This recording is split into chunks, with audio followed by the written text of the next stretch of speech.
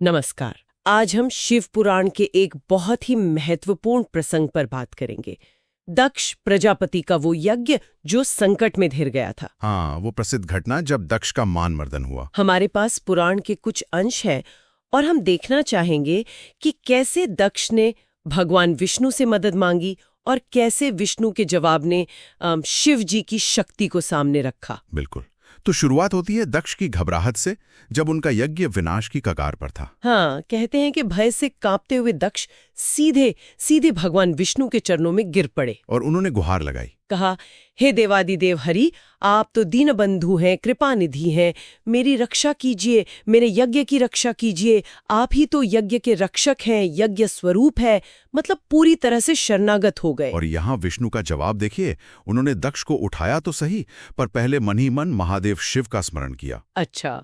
और फिर उन्हें समझाया, जिसे कहते हैं तत्व ज्ञान। श्रीहरि ने साफ कहा, दक्ष, तुम्हें तत्व का मतलब परम सत्य का ज्ञान नहीं है। और ये अज्ञान ही समस्या की जड़ थी। हाँ, विष्णु के अनुसार इसी अज्ञान की वजह से दक्ष ने परमात्मा शंकर के अवहेलना की थी, उनका अपमान किया था। और विष्णु ने चेताया भी कि ईश्वर के अवहेलना का नतीजा क्या होता है। बिल्कुल, कहा कि सारे काम बिगड़ जाते हैं, पग पग पर मुश्किलें आती हैं। और ये भी कि जहाँ पूजनीय का आदर न हो और जो पूजनीय नहीं है उसकी पूजा हो, वहाँ दरिद्रता, मृत्यु और भय, ये तीनों तो आकर ही रहते हैं। ये तो बहुत बड़ी बात कह दी उन्होंने। और फिर सीधे मुद्दे पर आए।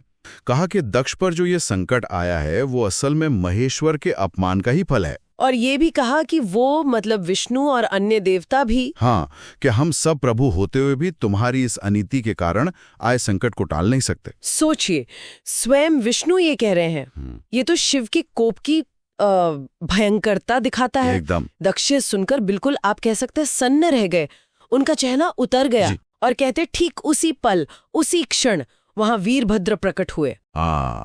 भगवान रुद्र के भेजे हुए गणों के नायक वीरभद्र अपनी विशाल भयानक सेना के साथ। नजारा कैसा रहा होगा। कहते हैं उनके सिंहनाद से तीनों लोक गूंज उठे।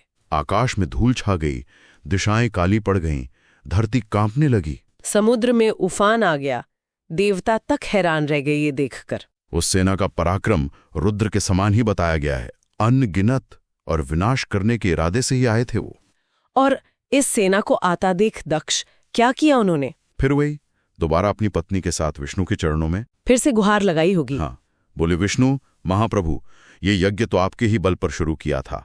आप ही कर्मों के साक्षी हैं, यज्ञ के पालक, धर्म रक्षक हैं। बचाइए, रक्षा कीजिए, आप ही तो सबके स्वामी हैं। अब विष्णु ने क्या कहा? क्या उन्होंने रक्षा का वचन दिया? देखिए, विष्णु ने अपना कर्तव्य तो माना, पर स्थिति की गंभीरता फिर से बताई। उन्होंने दक्ष से पूछा? क्या पूछा?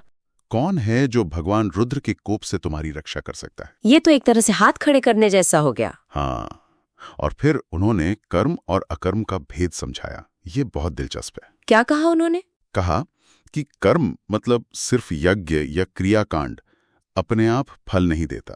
तो फल कैसे मिलता है? विष्णु ने कहा कि कर्म को फलदायक बनाने की शक्ति केवल भगवान शिव में है। केवल शिव में? हाँ, जो ईश्वर यानी शिव में मन लगाकर भक्ति से कर्म करता है, शिव उसे तुरंत फल देते हैं, और जो उन्हें नहीं मानता वो नरक भोगता है। ये बात थोड़ी चौंकाती है, क्योंकि अक्सर कर्म फलदाता विष्णु को भी माना जाता है। बिल्कुल, ये शायद इस प्रसंग में शिव की सर्वोच्चता को स्थापित करने के लिए कहा गया है। विष्णु ने आगे वीरभद्र के बारे में भी बताया। क्या बताया? कि ये शत्रुमर्दन वीरभद्र रुद्र की क्रोधाग्नि से जन्मे हैं, और ये हम लोगों के विनाश के लिए ही आए हैं। हम लोगों के मतलब विष्णु खुद को भी शामिल कर रहे थे। हाँ, उन्होंने ये भी माना कि महादेव जी की शपथ का उल्लंघन करके, मतलब शायद यज्ञ में शामिल होकर वहां रुकने के कारण उन्हें भी कष्ट उठाना पड़ सकता है। बाप रे, विष्णु भी संकट में। ये शिव की इच्छा और शक्ति के आगे विष्णु का एक तरह से कहें तो नतमस्तक होना दिखाता है।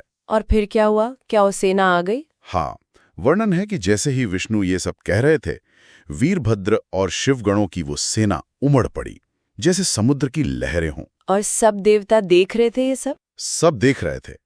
स्थिति पूरी तरह से नियंत्रण से बाहर। तो इस पूरे वृत्तांत से क्या मुख्य बात निकलती है? सार बिल्कुल साफ है। इस कथा में भगवान शिव का स्थान सर्वोपरि है। उनके अपमान का परिणाम अटल है। और विष्णु भी उसमें सीधे हस्तक्षेप नहीं कर पाए। हाँ, वो अपनी सीमाएं स्वीकार करते दिखते हैं। ये दिखाता है कि कर्मकांड से ज्यादा जरूरी है सच्ची श्रद्धा और ईश्वर का सम्मान। तो श्रोताओं के लिए हम ये सवाल छोड़ जाते हैं, अगर भगवान विष्णु भी शिव की शक्ति और उनके अपमान के परिणामों के आगे अपनी सीमाएं मानते हैं, तो ये विभिन्न दैवीय शक्तियों के आपसी संबंधों, उनके स्थान और सच्ची भक्ति बनाम कर्मकांड के महत्व पर क्या रोशनी डालता है? सोचिएगा जरूर।